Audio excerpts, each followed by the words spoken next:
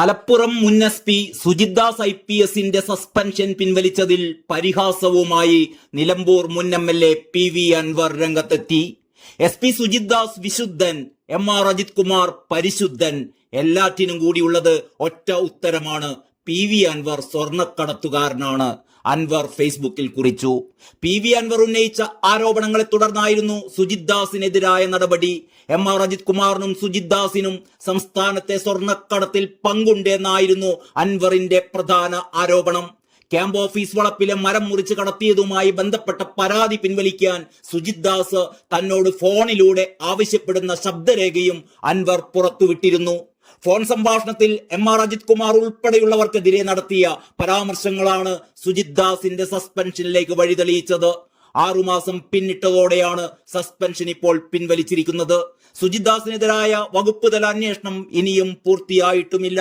ഈ സാഹചര്യത്തിലാണ് പരിഹാസവുമായി PV അൻവർ രംഗത്തെത്തിയത്.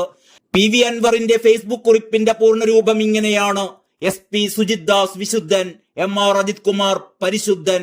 തൃശൂർ പൂരം കലക്കിയിട്ടില്ല. തൃശൂരിൽ BJP വിജയിച്ചിട്ടുമില്ല. കേരളത്തിൽ വന്യമൃഗാക്രമണം ഇന്നുവരെ നടന്നിട്ടുമില്ല. കേരളത്തിൽ ലഹരി ഉപയോഗവും ലഹരി വിപണനവും നടക്കുന്നേയില്ല. എല്ലാറ്റിനും കൂടിയുള്ളത് ഒരൊറ്റ ഉത്തരമാണ്: PV അൻവർ സ്വർണ്ണക്കള്ളക്കടത്തുകാരനാണ്. എന്നാൽ എന്നെ അങ്ങ് പിടിക്കാനും കിട്ടുന്നില്ല. സഖാക്കളെ മുന്നോട്ട്, ഇത് കേരളമാണ്, ജനങ്ങളെല്ലാം വീക്ഷിക്കുന്നുണ്ട്. ഇത്രയുമാണ് അൻവറിന്റെ ഫേസ്ബുക്ക് പോസ്റ്റ്.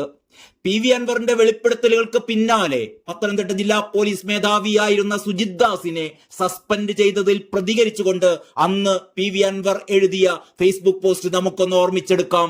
അതിങ്ങനെയായിരുന്നു, ഒരൊറ്റ വരി മാത്രം: വിക്കറ്റ് നമ്പർ 1, ഒരു പുഴുക്കുത്തു പുറത്തേക്ക്.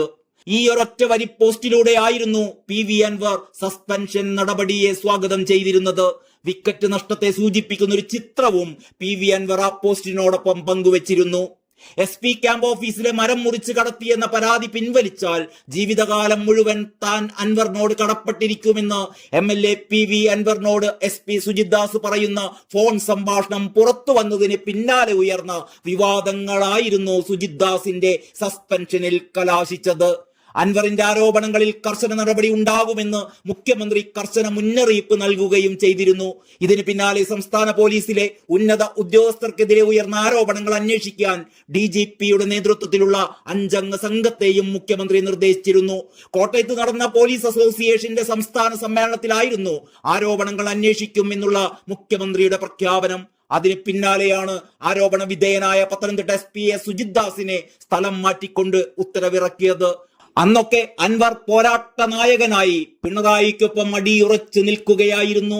സ്വർണ്ണക്കടത്തുമായി ബന്ധപ്പെട്ട് സുജിത് ദാസിനെതിരെ അൻവർ ഉയർത്തിയ ആരോപണങ്ങളെല്ലാം കസ്റ്റംസും ശരിവച്ചിരുന്നു. പിടികൂടിയ കള്ളക്കടത്ത് സ്വർണം കടത്തുകാർക്ക് തന്നെ തിരിച്ചു കിട്ടാൻ SP സുജിത് ദാസും മറ്റ് പോലീസുകാരും പ്രയോഗിച്ചത് കാഞ്ഞ ബുദ്ധി എന്നായിരുന്നു കസ്റ്റംസിലെ ചില വൃത്തങ്ങൾ അന്ന് വെളിപ്പെടുത്തിയിരുന്നത്. സ്വർണം കടത്തിയ 100-ലേറെ പേർക്ക് ഒരു നഷ്ടവും കൂടാതെ സ്വർണമത്രയും തിരിച്ചു കിട്ടാൻ ഞെട്ടിപ്പിക്കുന്ന തട്ടിപ്പ് വഴികളിലൂടെ സുജിത് ദാസ് സഞ്ചരിച്ചു എന്നായിരുന്നു കസ്റ്റംസിന്റെ കണ്ടെത്തൽ. തട്ടിപ്പ് സ്വർണം സുജിത് ദാസും കൂട്ടരും ഉരുക്കിയാണ് കോടതിയിൽ എത്തിച്ചിരുന്നത്. ഇത് പ്രതികളെ ഈസിയായി കോടതിയിൽ നിന്ന് ഊരിപ്പോരാൻ സഹായിച്ചിരുന്നു. തട്ടിപ്പ് സ്വർണം നിരവധി തട്ടിപ്പുകാർക്ക് തന്നെ ഇങ്ങനെ തിരികെ കിട്ടുമ്പോൾ കേന്ദ്ര സർക്കാരിന് നഷ്ടം കോടിക്കണക്കിന് രൂപയുടേതാണ് എന്നും അൻവർ അക്കാലത്ത് പറഞ്ഞിരുന്നു. സ്വർണ്ണക്കടത്ത് സംഘങ്ങളെ സഹായിക്കാൻ സുജിത് ദാസും കൂട്ടരും ലംഘിച്ചത് കസ്റ്റംസിന്റെ ഗൗരവമേറിയ നിരവധി ചട്ടങ്ങളാണ് എന്നാണ് അന്ന് അന്വേഷണത്തിലൂടെ ബോധ്യപ്പെട്ടിരുന്നത്. കസ്റ്റംസ് നിയമപ്രകാരം പോലീസിന് ലഭിക്കുന്ന വിവരങ്ങൾ കസ്റ്റംസിന് കൈമാറണമെന്നുള്ളതാണ് ചട്ടം. ഈ ചട്ടം പലപ്പോഴായി പോലീസ് ലംഘിച്ചപ്പോൾ SP തന്നെ നേരിട്ട് അറിയിച്ചിട്ടും പോലീസ് തുടർന്നും നിയമവിരുദ്ധമായി സ്വർണ്ണക്കള്ളക്കടത്ത് സംഘങ്ങളെ സഹായിച്ചു എന്നുള്ള ഗുരുതരമായ കാര്യമായിരുന്നു കസ്റ്റംസ് കണ്ടെത്തിയിരുന്നത്. സുജിത് ദാസ് മലപ്പുറം SP ആയിരിക്കുമ്പോൾ നിയമവിരുദ്ധമായി സ്വർണം പിടികൂടുകയും 100-ലധികം കേസുകളിൽ സ്വർണം കടത്തിയവർക്ക് ഒരു നഷ്ടവും കൂടാതെ സ്വർണം തിരികെ കിട്ടുകയും ചെയ്തു എന്നായിരുന്നു കസ്റ്റംസ് പറഞ്ഞിരുന്നത്.